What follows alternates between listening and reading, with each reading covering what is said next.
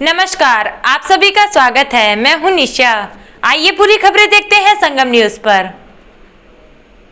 प्रयागराज में 10 जून को हुई हिंसा के आरोपी एआईएमआईएम के जिला अध्यक्ष के घर प्रयागराज विकास प्राधिकरण का नोटिस चस्पा हो गया। इस नोटिस में मकान के निर्माण को अवैध बताते हुए शाह आलम को 29 जून तक अपना पक्ष रखने को कहा गया। शाह आलम की तरफ से संतोषजनक जवाब दाखिल न होने पर उनके मकान पर ध्वस्तीकरण की कार्रवाई भी हो सकती है। शहर के करेली इलाके के गौसनगर कॉलोनी में शाह आलम का ये घर है। वैसे ये मकान शाह आलम के भाई मकसूद अहमद के नाम है। भाई के साथ साझा तौर पर घर में रहता है शाह आलम का परिवार। इस आलीशान मकान की कीमत करोड़ों में है। गौरतलब है कि शाह आलम पर हिंसा की साजिश रचने का गंभीर आरोप है और एआईएमआईएम के जिला अध्यक्ष शाह आलम के खिलाफ नामजद एफआईआर दर्ज है। साथ ही उनके खिलाफ गैर जमानती वारंट भी जारी हुआ है। यूपी के मुख्यमंत्री योगी आदित्यनाथ के विमान से आज एक पंछी टकरा गया। वाराणसी पुलिस लाइंस के हेलीपैड से जैसे ही मुख्यमंत्री योगी आदित्यनाथ लखनऊ के लिए रवाना हुए, 2 मिनट बाद उनके हेलीकॉप्टर की इमरजेंसी लैंडिंग करानी पड़ी। वाराणसी के डीएम राज कौशल शर्मा ने इसकी जानकारी देते हुए बताया कि पंछी के टकराने की वजह से मुख्यमंत्री के हेलीकॉप्टर की इमरजेंसी लैंडिंग हुई। कुछ देर बाद मुख्यमंत्री योगी आदित्यनाथ को विशेष विमान से लखनऊ के लिए रवाना कर दिया गया।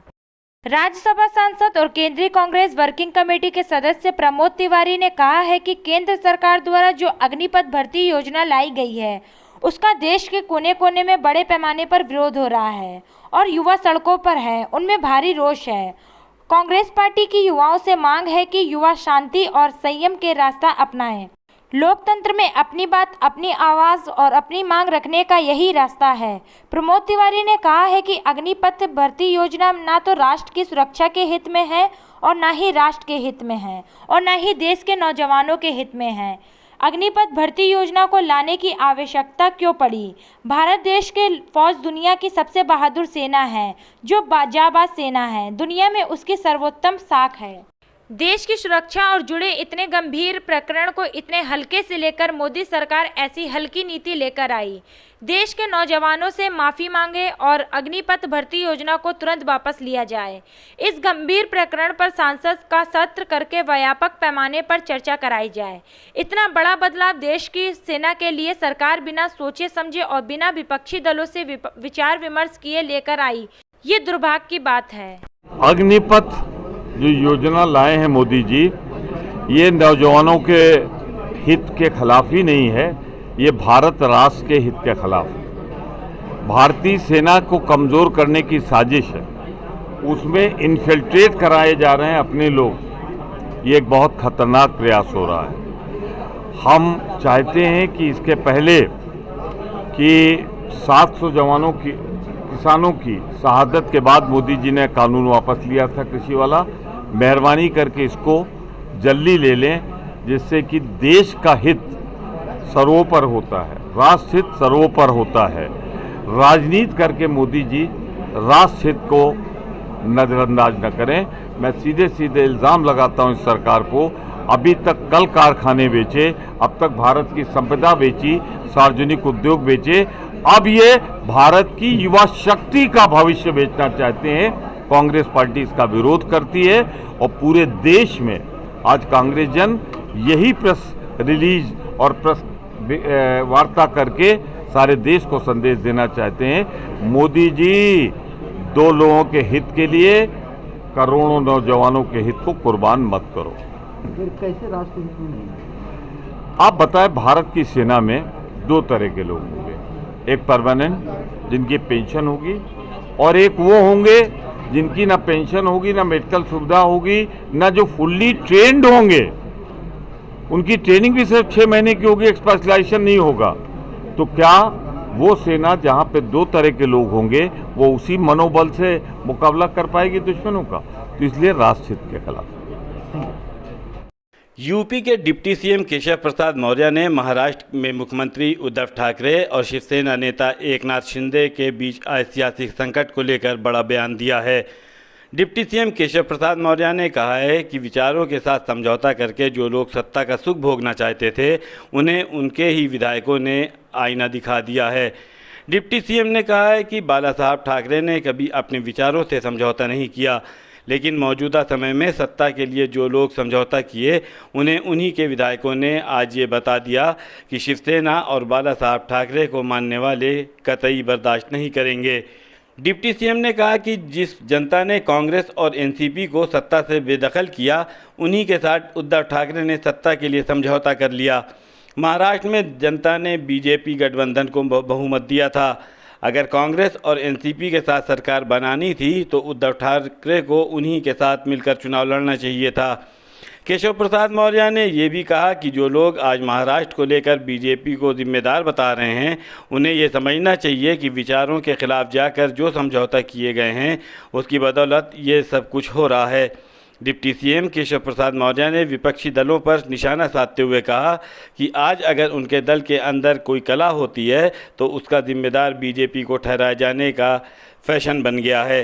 डिप्टी सीएम ने कहा कि विपक्षी दलों को अपने किए पर चिंतन करना चाहिए। ठाकरे और तमाम नेता बीजेपी को जिम्मेदार बता रहे हैं, आपको क्या लगता है? देखिए, इस देश में कहीं पर भी कोई भी गैर भाजपा राजनीतिक दल होते हैं और उनके सामने कोई संकट खड़ा होता है तो सबसे अच्छा तरीका यह अपनाया हुआ एक फैशन बन गया है कि किसी भी चीज़ के लिए भारतीय जनता पार्टी को दोषी ठहरा दो। भाजपा के कारण ऐसा हो रहा है, तो भाजपा के कारण ऐसा नहीं हो रहा है। जो विचारों के विरुद्ध समझौता करके सत्ता के मोह में कांग्रेस और एनसीपी के साथ गए थे, आज उन्हीं के विधायक विचारधारा के कारण से ही उनके विरोध में है।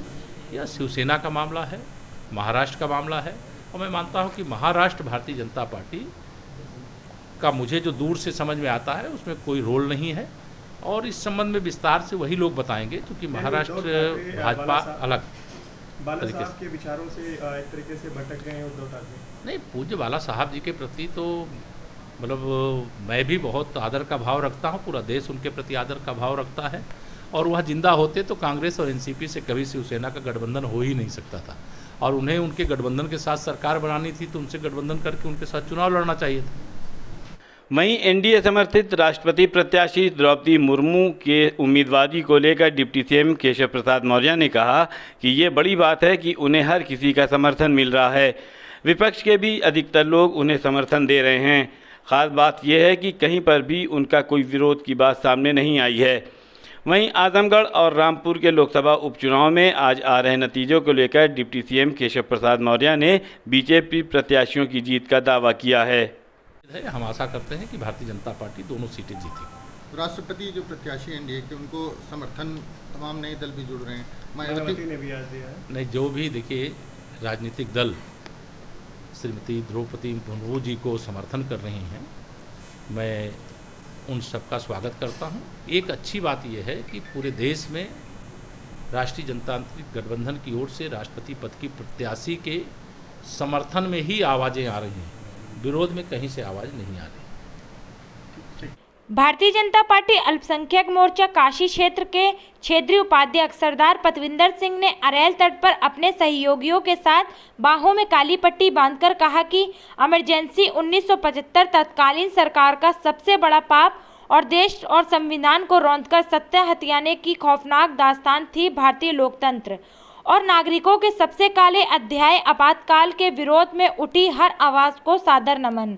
क्षेत्रीय उपाध्यक्ष सरदार पतविंदर सिंह ने आगे कहा कि सत्ता लोभ में एक परिवार ने लोकतंत्र की इस कदर हत्या कर दी थी कि जिसने भी उस अत्याचार के विरुद्ध आवाज़ उठाई उसे जेल की सलाखों के पीछे भेज दिया गया। भारत के इतिहास में अंकित इस काले अध्याय को कभी भुलाया नहीं जा सकता। इसमें संघर्षरत रहे हर देशवासी के त्याग और बलिदान को नमन। आज हम लोग आज ही के दिन कांग्रेस ने भारतीय इतिहास के साथ घिनौनी हरकत की थी। आज़ादी के बाद देश के अंदर एकाएक आपातकाल लगा दिया गया, इमरजेंसी लगा दिया गया, और पत्रकारिता की जो स्वतंत्रता थी उसको भी बैंड कर दिया गया। पेपर बिना सरकारी अधिकारी उन्होंने नियुक्त कर दिए थे, उनको दिखाने के बाद ही छपता था। सब संपादकीय रुक गई थी। पूरी देश को एकदम बांध दिया गया था, जो अधिकार थे पूरे हनन कर लिया गया था और सबको पकड़ पकड़ के जेलों में ठूस दिया गया था। 21 महीने इमरजेंसी रही, जिसका जो हमारे स्वतंत्रता सेनानी हैं मीसा के अंदर बंद हुए, हम उनका सम्मान भी कर रहे हैं। जगह जगह जाके जो हैं उस दौर की जो कहानियाँ बता रहे, सच घटनाएं बता रहे हैं, एकदम शरीर का रोआ रोआ खड़ा हो जा रहा है कि इतनी यातनाएं दी कांग्रेस ने। और कांग्रेस से ये पूछना चाहते हैं कि जो उन्होंने ऐसा काम किया उसके लिए आज भी वो क्षमा क्यों नहीं मांग रहे हैं, क्योंकि जो भारतीय संविधान के साथ उन्होंने खिलवाड़ किया और पूरा देश को, संविधान को किनारे रख के अपनी सत्ता कर दी और पूरे देश के विपक्ष के जो नेता थे, जरा भी आवाज़ उठाते थे, उनको जेलों में ठूस दिया जाता था और बहुत यातनाएं दी जाती थी। आज खबरों में बस इतना ही। आप हमारे YouTube चैनल को लाइक कीजिए, सब्सक्राइब कीजिए और शेयर कीजिए और आप देखते रहिए संगम न्यूज़। नमस्कार।